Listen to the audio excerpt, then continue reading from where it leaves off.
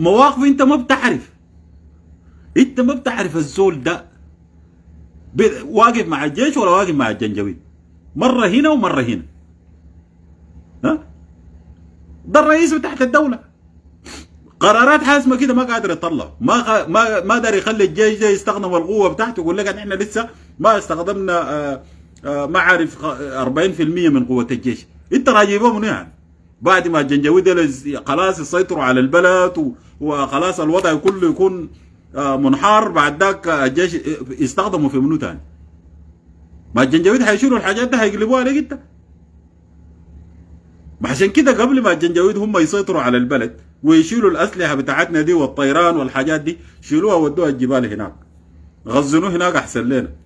بعد ذاك نحن نجي نردم بها الجنجويد ديل نوريهم طفى النور منه. اللجام ده هيفكوا 200، هيفكوا 200 اللجام ده.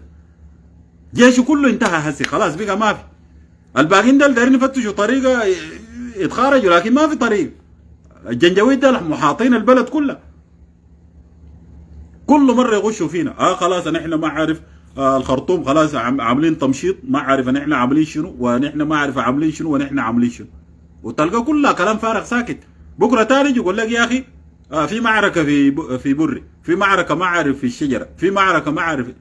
انت قلت لي نازل طردتهم كله، ما بقى الخرطوم بقى فاضي ما في وجنجويد.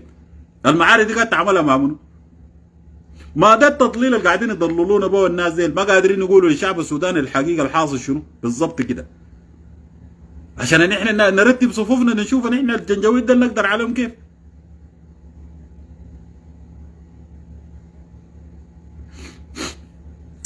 يا ميرم الحرب ده ما عارفين انه حياخد فتره، لكن نحن القياده لما ما يكون صريح مع الشعب، او يكون في تضليل، او ما يكون في وضوح، او ما يكون في رؤيه واضحه بالنسبه للموقف الاستراتيجي ذاته للجيش، دي الكارثه هنا.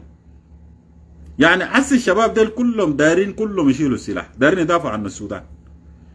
لكن لما يطلعوا الروسين الاثنين اللي قاعدين في الدوله بيتكلموا كلام متناقض، كل واحد عنده كلام وكل واحد عنده رؤيه براو، دي مشكله. ده هنا الشباب ده حيجوك كيف؟ ادعموا منه؟ بيدعموك انت كالرئيس ولا كالنائب؟ النائب عنده كلام وانت عندك كلام. تطلع المتحدث الرسمي بتاعت الجيش بيجي بيقول كلام تاني غير كلام الرئيس بتاعه بيقوله. طيب ناس زي ده بيقدروا بيقودوا دوله كيف؟ بيقدروا يوجهوا الناس كيف؟ الناس هيدعموا المؤسسه دي بهذه طريقه. ما نحن دايرين قياده رشيده، يكون عندهم يعني يتكلموا حقائق للشعب السوداني. اذا هم عارفين فعلا الجنجويد دي قوتهم كبيره والناس دي هم ما قادرين عليه، يقولوا الكلام الحقيقه على اساس انه الشعب كله يستنفر ويشيل سراوي يحارب الناس دي. لكن بيجي بيقول لك نحن يعني البرهان ده، يعني انا ما عارف الناس دي راجين بوشن، انا ما عارف الجيش العساكر ديل راجين من الزول ده شنو؟ الزول ده حيقتلكم كلكم. قلنا لكم اختاروا الزول ده وريحونا منه. ما هو ما دولة الجلابي براو، السودان ده حقنا كلنا يا جماعة. الجلابي ده حتى لو دولة انتهى ده، ما نحن حنطلع من الجلابة حنخش في دولة بتاعت قريش. كويس؟ حتجي تقول يا ريت لو كان دولة الجلابة ده قاعد. ده ما معناته انه انا مع دولة الجلابة، لا.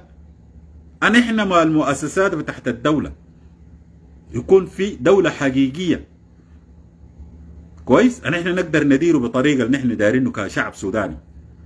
ما يديرونا اشخاص، بيوتات، ما عارف الشلاليات والكلام الفارغ اللي قاعدين يعملوا في السودان ده.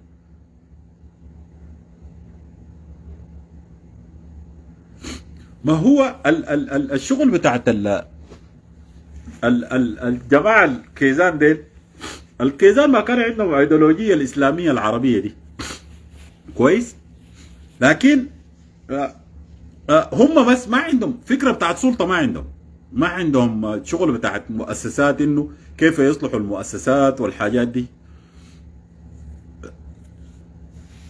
لا لا لا لا يا مادينجو، الشعب السوداني ده كلهم هم جيش. الناس اللي انتوا الناس اللي ما عارفين يا جماعه، ما انتوا كنتوا عارفين عز السودان والحاجات بتاعت التجنيد الاجبار الشعب السوداني ده كله شال سلاح. الناس دي مدربة، بس هم ما بيحبوا الحروبات بطبيعتهم كده، ما بيحبوا الحروبات وكده، لكن عندهم ناس عساكر فيه، لكن ما بيمشوا العمليات وما بيمشوا الحاجات بتاعت الهناية التانية دي. فعشان كده نحن قاعدين نقول يا جماعة، إذا أنتم ما قادرين للجنجويد ديل، صارحوا شعب السودان وروا، خلونا نحن نمشي بالطريق الصحيح. زي ما أنا قاعد أقول لكم كلام حقيقة كده يعني. يا انا ما عارف يا عبد الرحمن، انت ليه بتتعقد من كلمه الجلابي ده؟ الجلابي ده ما مقصود به الشمالي يا ناس، يا شباب الدنيا.